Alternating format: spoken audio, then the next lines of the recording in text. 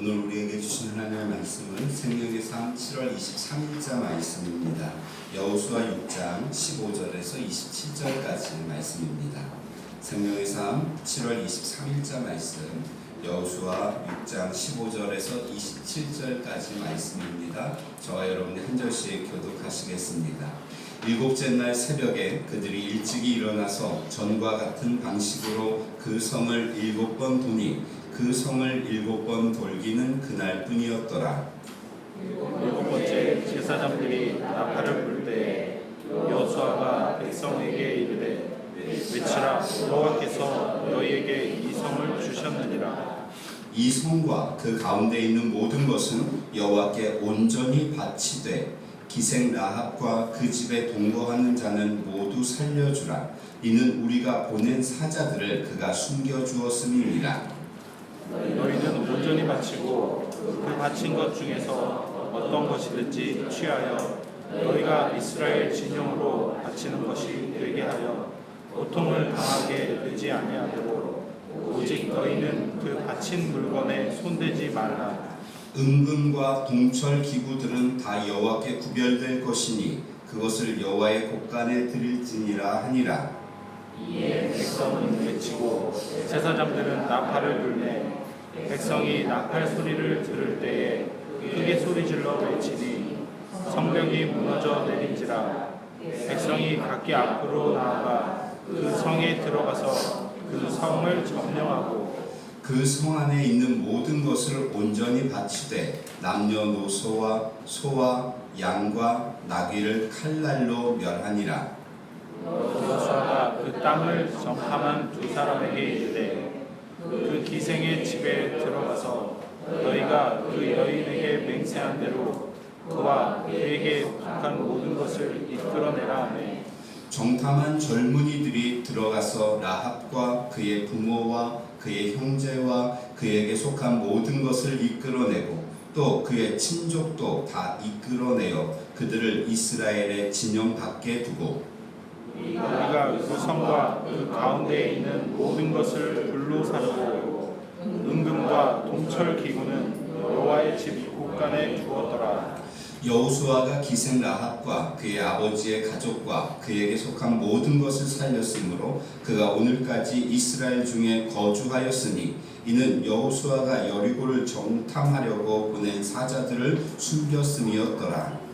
여호수아가 그때 맹세하게 하여 이르되 누구든지 일어나서 이 여리고 성을 건축하는 자는 여호와 앞에서 저주를 받을 것이라. 그 기초를 쌓을 때에 그의 맏아들을 잃을 것이요 그 문을 세울 때에 그의 막내 아들을 잃으리라 하였더라. 함께 읽습니다. 여호와께서 여호수아와 함께 하시니 여호수아의 소문이 그 온 땅에 커지니라. 아멘. 우리 미래소망교회 주일예배에 오신 성도님들을 주의 이름으로 환영합니다. 좌우에 계신 분들에게 인사하며 교제하겠습니다. 주의 이름으로 사랑합니다. 축복합니다. 자, 여름 성경학교 기간입니다. 여름 성경학교 중에 있고요. 지금 3층에서는 우리 어린 자녀들이 여름 성경학교를 진행하고 있습니다.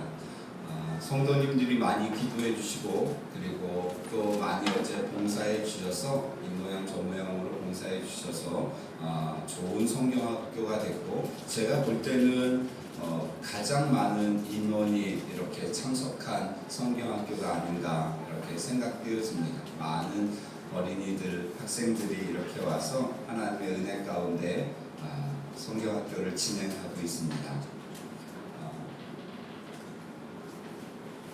우리 그 교사 선생님들의 가장 큰 성경학교에 대한 고민이 무엇이었었냐면 이제 오후에 수영장을 가는데 이제 선생님들 이렇게 핸드폰 어플에 보면 다 그 시간에 비가 온다고 되어 있는 겁니다. 그래서 비가 오면 어쩌나 이게 참 아이들이 한번 기대하고 가는 그런 물놀이인데 이게 비가 와서 취소가 되면은 또 그 많은 시간 동안 1시부터 6시까지인데 5시간 동안 또 이 안에서 이 아이들하고 더운데 북적북적 해야 될 생각을 하니까 좀 깜깜한 것이죠. 그래서 제가 이야기를 했습니다. 비 안 온다. 우리가 특별 저녁 기도회 하면서 그렇게 매일 하나님 앞에 기도했는데 비가 오겠냐? 비 안 온다. 그랬더니 이분들이 목사의 말도 못 믿고 하나님의 능력도 좀 신뢰를 못하고 오로지 믿는 것은 무엇이냐면 핸드폰에 있는 날씨 어플입니다. 그래서 저에게 증거를 보여주면서 봐라, 비 온다고 돼 있지 않냐. 여러분, 어제 비가 왔습니다.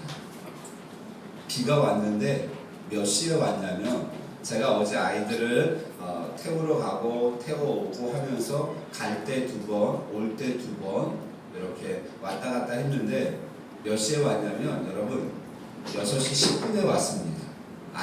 마지막 아이들이, 우리 선생님들 거기 계셨죠? 마지막 아이들이 차에 딱 탔더니 그러니까 비가 내렸습니다.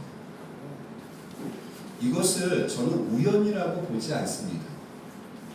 오늘 본문에 있는 여리고성이 무너진 것 같은 그것과 맞먹는 기적, 그 놀라운 역사가 하나님의 은혜 가운데 일어난 것이죠.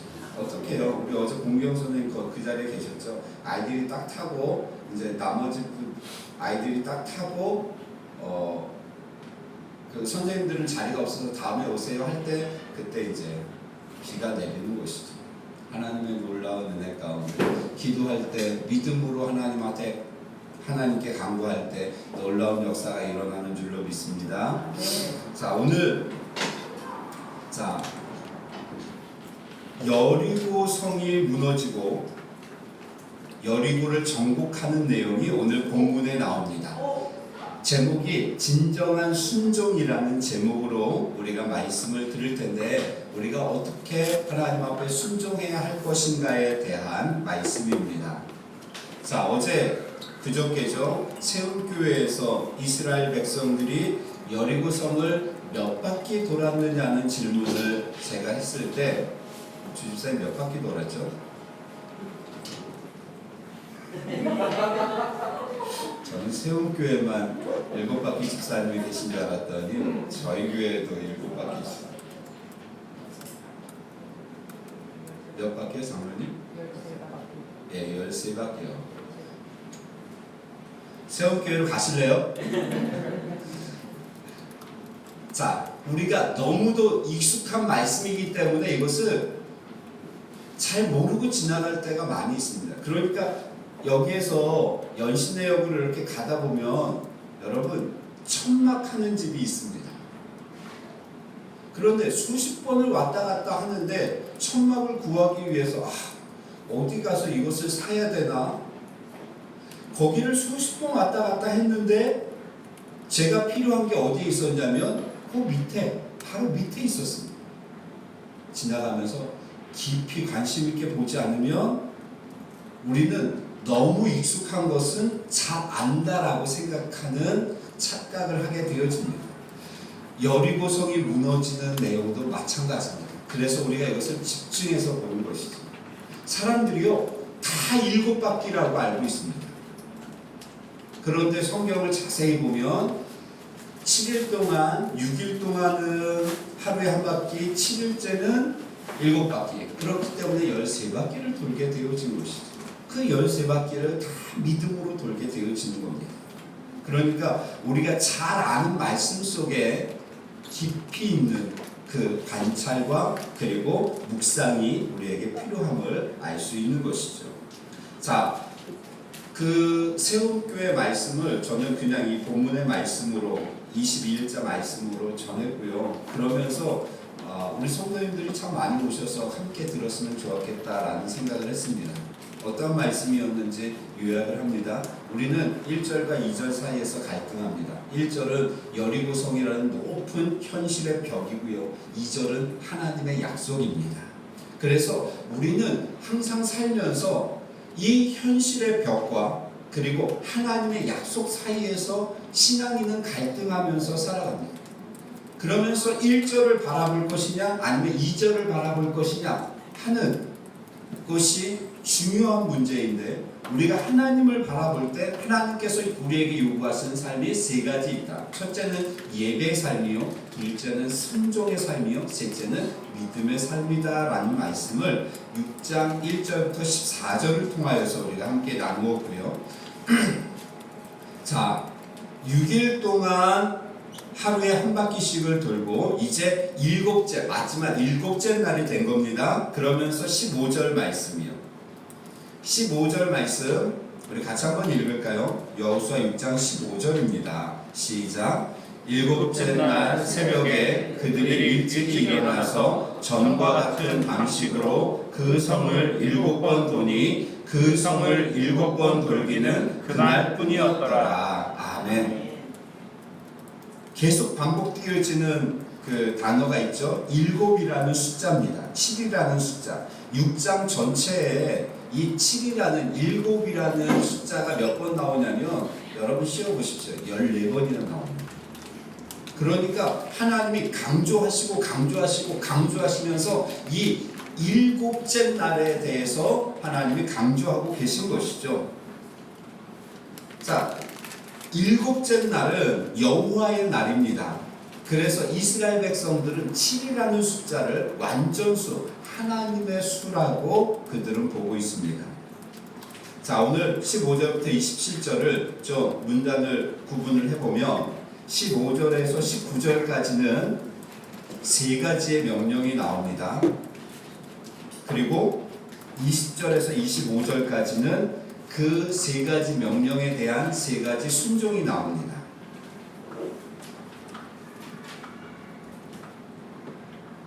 자, 오늘은 설교를 빨리 끝내야 됩니다. 말씀을 여러분 오늘은 안심하고 들으십시오.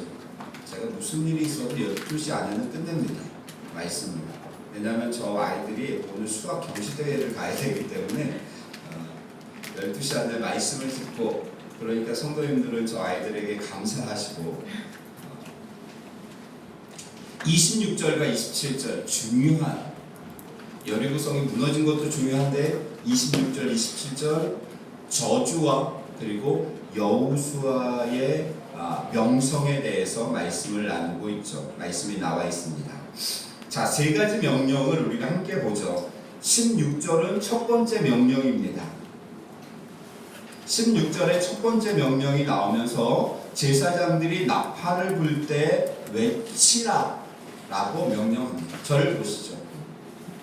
16절의 첫 번째 명령 이것입니다. 제사장들이 나팔을 불면 너희는 외쳐라 이것입니다.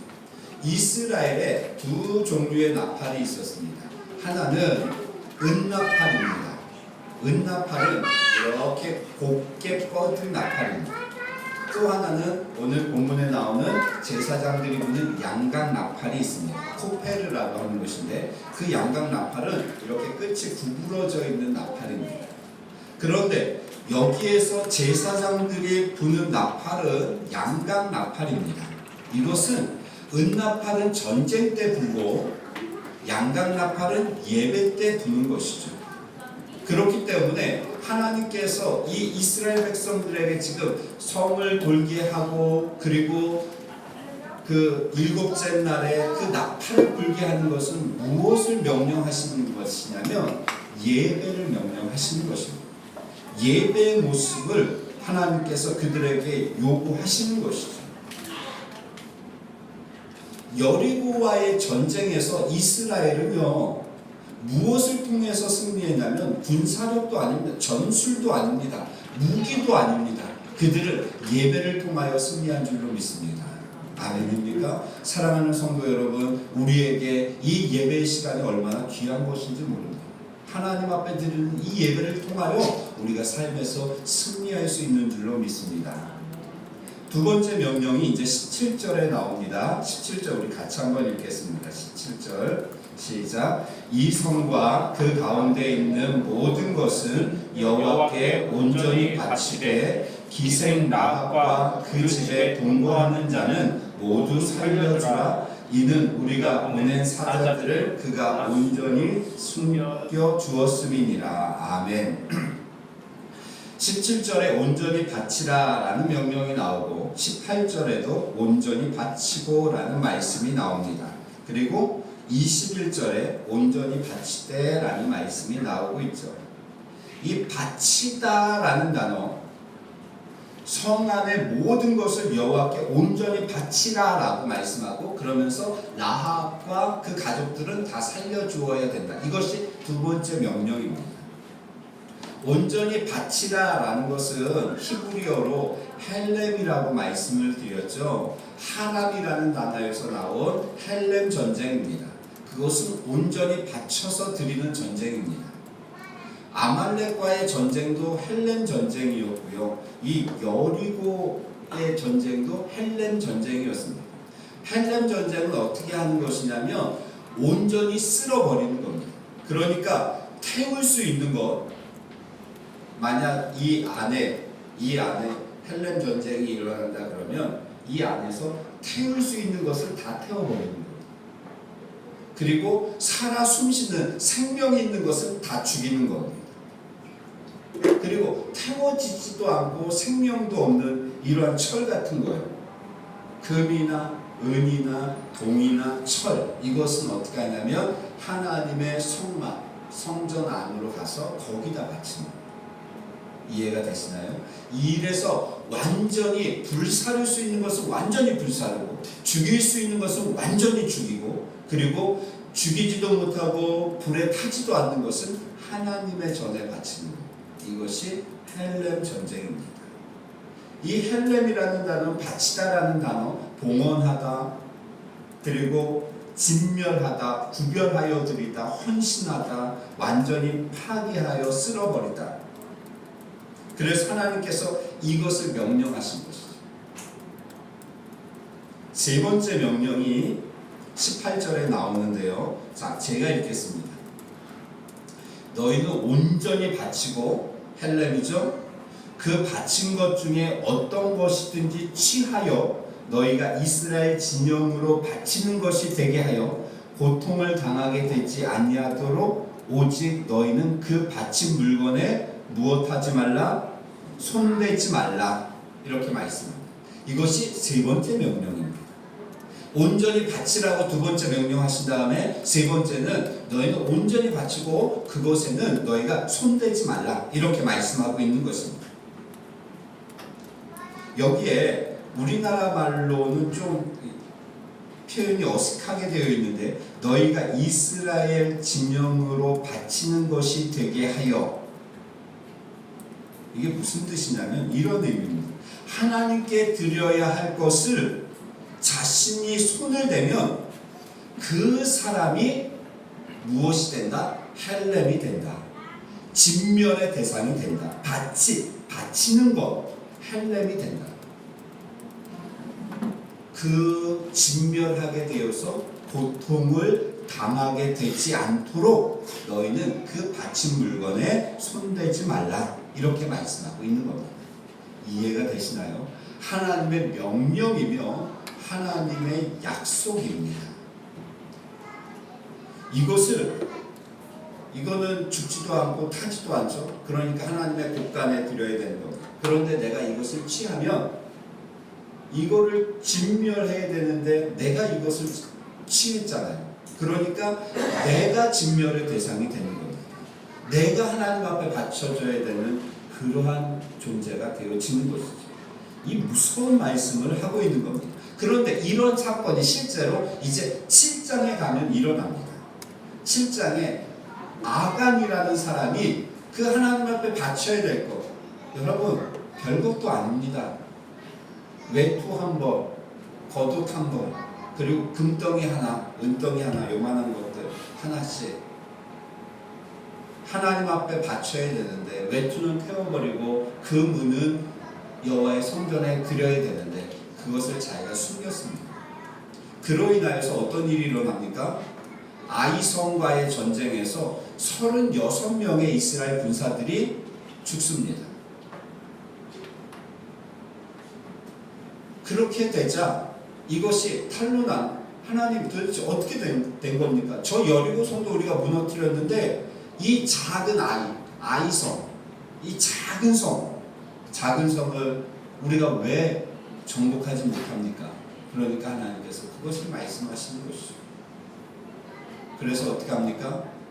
아간 그리고 그의 가족들 모두 그의 소유된 생명이 있는 소나 돼지나 뭐 이런 것들을 아골 골짜기로 끌고 가서 돌로 치고 그리고 다 불살라 죽이는 겁니다. 하나님 앞에 바쳐야 될 것을 내가 취했더니 그 취한 자가 진멸의 대상이 하나님 앞에 바쳐지는 대상이 되어진 것이죠. 이것을 하나님이 명령하시는 것입니다. 여러분, 하나님께서 오늘날 우리에게 온전히 바치라고 명령하신 것이 있습니다. 무엇이죠? 온전한 11조를 말씀하시죠. 그러면서 이 동일한 성경의 사상은요 동일합니다. 그것이 이제 말라기서에 나오는데 우리가 성경을 한번 찾아볼까요? 말라기 3장 7절에서 12절.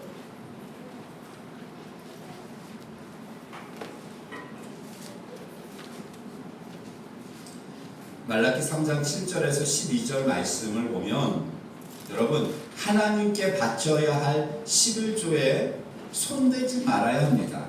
그것을 하나님은 도둑질이라고 말씀하십니다.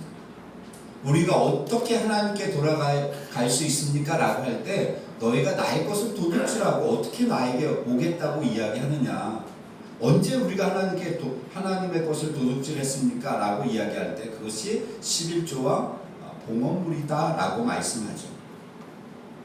11조와 각종 헌금, 여러분, 하나님께 드려야 될 것을 내가 손대지 말아야 하는데 그 11조는요 내가 정한 금액으로 드리는 것이 아닙니다. 그것은 나의 소득에서 드리는 겁니다. 온전한 소득의 11조를 드려야 하는 것이죠. 그런데 무서운 것은 이 11조와 봉헌물, 이것이 축복의 통로가 되기도 하고 저주의 통로가 되기도 한다라고 말씀하고 있는 것이죠.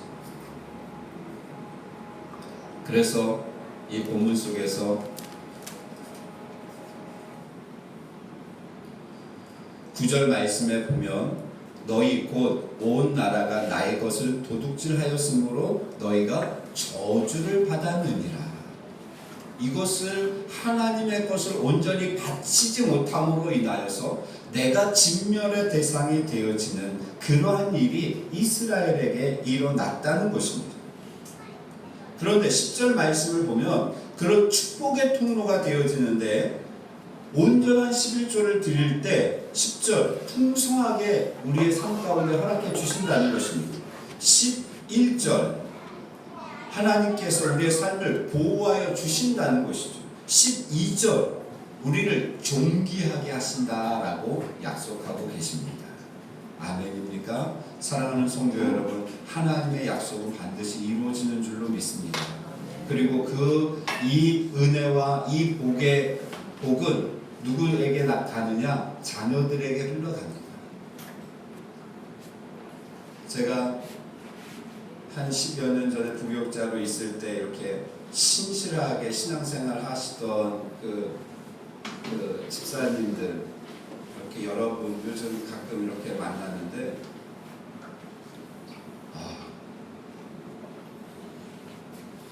우리는 막 인서울이 대단한 거잖아요. 근데 얘네들은 진짜 거진 다 인서울 했습니다. 어떻게 그렇게 했는지. 어디 갔냐? 연대요. 넌 어디냐? 족부대요. 제일 못 간 애가 숙대. 이번 주에 만난 애 그 피아노 치던 애 숙대. 근데 그 부모님들 신앙이요 얼마나 신실한지 모르겠어요. 저는 진짜 신실합니다. 우리가 하나님 앞에 헌신하고 하나님 앞에 충성할 때 하나님은 반드시 그 자녀들에게 은혜와 복을 주시는 줄로 믿습니다. 그것이 신실하신 하나님이십니다. 자녀를 위하여서 내가 해야 될 최선의 것은 무엇이냐?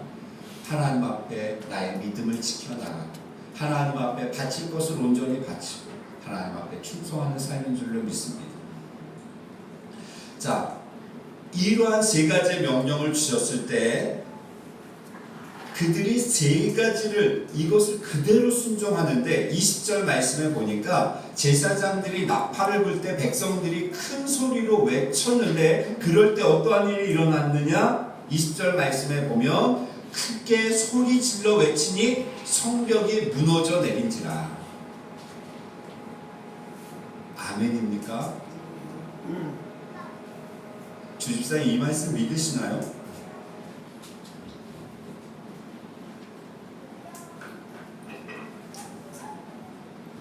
6일 동안 6번 돌고 7일째 7번 돌았더니 높이 9.2m, 그 두께가 1.8m, 이것이 하나만 있는 게 아니라 4.6m 간격으로 두 개가 있는, 그것도 하나는 바깥쪽으로 기울어져 있던 그 벽이 이렇게 안쪽으로 무너졌다는 이 사실을 믿으시나요? 과학적으로는 이게 그러니까 우리가 세운교회에 안 되는 겁니다. 제가 세운교회에 가서 말씀을 전하면서 믿으시나요? 그랬더니 아멘!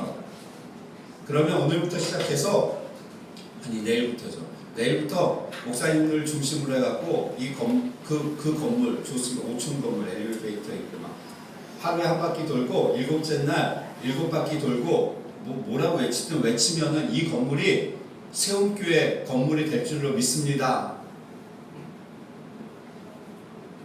제가 이걸 준비하면서 무슨 말씀을 하나 이런 반응을 원하고 이제 그 다음 말씀을 준비했는데 거기서 아멘을 하는 겁니다. 제가 그래서 순간 이거 우리도 해야 되겠다. 저쪽 농협 건물 우리도 이거 돌아야 되겠다. 여러분 이게 그냥 옛날 이야기가 아니라는 것이죠. 실제 있었던 역사의 사건입니다. 그것을 기록한 것이죠. 그런데 우리가 여기를 7바퀴 하루에 한 바퀴 돌고 7째 날 7바퀴 돌고 농협 건물을 향해서 우리 미래소망교회 건물이 대지하다 외치면 될까요? 그래 박은혜 집사님 때문에 안 되는 겁니다. 거기는 다 된다고 아멘 하는데 우리는 누구 때문에 안 돼? 박은혜 집사님 때문에 다 될 뻔했는데 다 될 뻔했는데 내일부터 돌면 되는데 오늘도 돌고 있을 겁니다. 거기는 될 뻔했나요? 왜 그렇습니까? 안 돼요. 왜 안 되죠? 하나님이 그 말씀을 안 주셨기 때문에 안 되는 겁니다. 이 여리고성이 무너진 것은요 그들이 성을 돌았기 때문에 무너진 것이 아니라는 것이죠. 하나님이 말씀하셨기 때문에 무너진 것이고 히브리서 11장에 보니까 그들이 그것을 믿고 그 말씀을 믿고 성을 돌았더니 그 여리고성이 무너지게 되어지는 것입니다. 여러분 오늘날 믿음이라는 그 이유로 참 황당한 일들을 많이 하는 분들이 있습니다. 그것은 자기 개인의 믿음입니다. 하나님의 말씀에서 나온 믿음이어야 한다는 것이죠. 그것이 기적을 그 말씀에 순종할 때 기적을 일으키는 줄로 믿습니다. 자, 여리고성이 무너졌습니다. 그 다음에 이제 21절부터 23절까지 말씀 우리가 오늘 주목해 보아야 할 말씀입니다. 진정한 순종, 오늘 말씀의 제목인 진정한 순종은 바로 21절부터 23절까지의 모습이 진정한 순종의 모습입니다. 이스라엘이 놀라운 기적을 체험했습니다. 성벽이 무너지고요. 그리고 그 성을 점령했습니다. 그리고 그들이 무엇을 했습니까? 성벽이 무너지고 성을 점령한 다음에 그들이 한 것은 이제 하나님의 두 번째, 세 번째 명령에 순종하는 겁니다. 여러분 이게 쉬울까요? 당연하다고 생각을 하시나요? 여리고성을 점령했다는 그리고 그 놀라운 기적을 체험했다는 승리에 도취되어서 하나님의 말씀을 잊어버릴 수도 있는 것이 인간입니다. 실제로 우리의 삶 가운데 어떠한 큰 일을 해놓고 그 다음에 무너진 사람들이 얼마나 많이 있습니까? 그래서 성경이 이렇게 말씀하죠. 선줄로 생각한 자는 넘어질까 주의하라, 조심하라, 이렇게 말씀하고 있습니다. 실제로 우리의 신앙 가운데 어떤 큰 일을 해놓고 은혜를 많이 받아놓고 그 다음에 하나님의 약속을 잊어버려서 불순종하는 그런 모습들이 많이 있다는 것이죠. 제가 몇 년 전에 한번 말씀드렸죠. 기도원 가서 같은 방 쓰는 목사님, 제가 은평구에서 왔다 그러니까 목사님 표정이 안 좋습니다. 그래서 은평구를 싫어하시나 보다 그랬더니 나중에 알고 봤더니 아픈 기억이 있는 거예요. 잠실에서 목회하시는 목사님이신데 성도 하나가 사업이 다 망해가지고 그 남은 돈 하고 교회에서 좀 500인가 얼마 이렇게 해줘가지고 여기 그 지축에 화해단지 이렇게 조그맣게 이렇게 하나 사서 겨우 그거 하나 이렇게 사서 거기서 화해단지를 하면서 교회 열심히 잠실까지 열심히 왔다 갔다 이렇게 하는데 어떻게 됐습니까? 뉴타운 개발이 됐죠. 보상이 40억이 나왔습니다. 이분이 제일 먼저 한 게 뭘까요? 교회 옮기는 거죠. 멀다. 박진희 사님 11절 얼마 해야 될까요? 40억이면? 예, 4억. 11조만 하면 될까요? 감사원금도 좀 해야 되고, 감사원금만 하면 됩니까? 건축원금도 좀 해야 되고, 최소한 10억 정도 나갈 거예요. 이게 인간의 모습입니다. 이게 인간의 모습입니다. 하나님의 은혜를 받고 나서 그 다음에 내가 그 승리에 도취되어서 이제는 하나님의 약속을 잊어버리는 것이죠. 어려울 때 하나님을 의지하는 거 여러분 쉽습니다. 왜? 어렵기 때문에, 의지할 게 없기 때문에, 할 게 없기 때문에. 놀러 가고 싶어도 쓸 돈이 없기 때문에 그냥 교회로 오는 것이죠.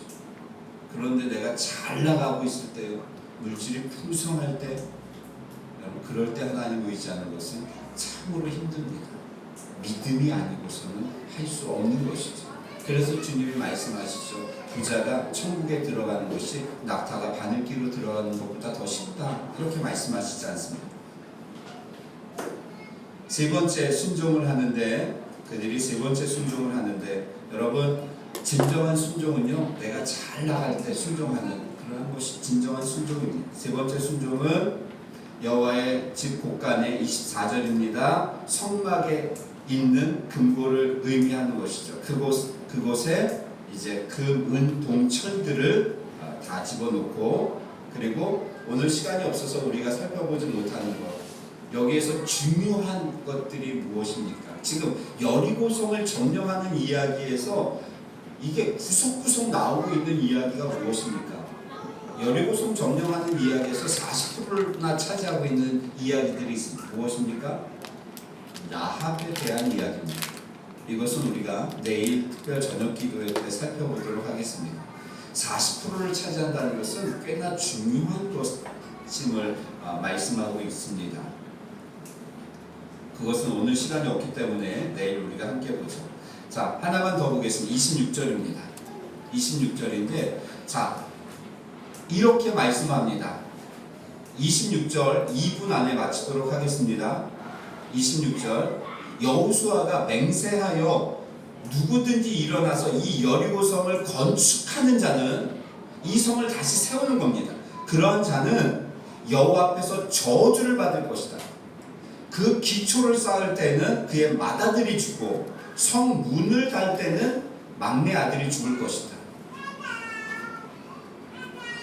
왜 그렇습니까? 이거는 하나님께 바쳐진 것이라는 거죠. 그런데 그것을 다시 내가 세운다? 그건 내가 취한다?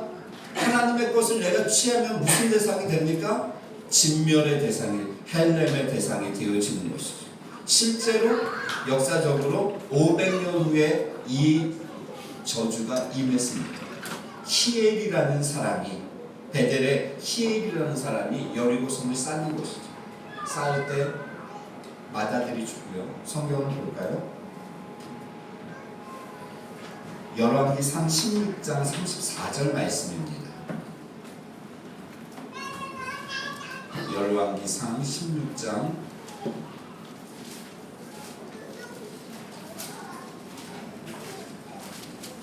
34절 말씀 제가 읽습니다. 그 시대에 베델 사람 히엘이 여리고를 건축하였는데 그가 그 터를 쌓을 때에 맏아들 아비람을 잃었고 그 소문을 세울 때에 막내 아들 수굽을 잃었으니 여호와께서 눈의 아들 여호수아를 통하여 하신 말씀과 같이 되었더라.